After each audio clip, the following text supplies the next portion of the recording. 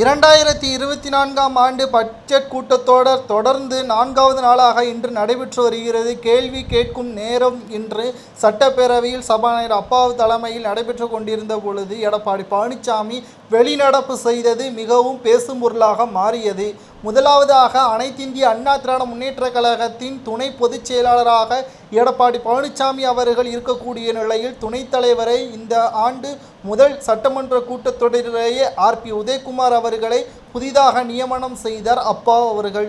இதற்கு எதிராக குரல்களை எழுப்பிய பன்னீர்செல்வத்தின் ஆதரவாளர்கள் தகுதி இல்லாதவரை எப்படி நீங்கள் ஆர்பி உதயகுமார் அவர்களை துணைத் தலைவர் பதவியில் அமர்த்தலாம் என்றும் அதற்கான விளக்கத்தை இன்று கேள்வி கேட்கும் நேரத்தில் கூறியதால் சர்ச்சை ஏற்பட்டது. மேலும் எடப்பாடி பழனிசாமி அவர்கள் எங்களது புரட்சித் தலைவர் ஜெயலலிதா அவர்கள் வாழ்ந்த இடமான கொடநாடு பங்களாவில் கொலை மற்றும் கொள்ளை சம்பவத்தை அரங்கேற்றி தற்பொழுது முன்னாள் அமைச்சர்களை தன் வசப்படுத்தினால் அவர்கள் பேச்சை கேட்கலாமா?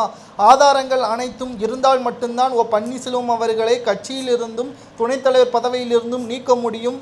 நீதிமன்றத்தில் வழக்கு நிலுவையில் இருக்கக்கூடிய நிலையில் ஆர்பி உதயகுமார் அவர்களை சட்டத்திற்கு புறம்பாக நீங்கள் அமர்த்தியது சட்டத்திற்கு விரோதமானது என்றும் அது அவையே சீர்குலைக்கும் வகையில் அமர்த்தியது என்றும் வைத்திலிங்கம் அவர்கள் கூறியுள்ளார்.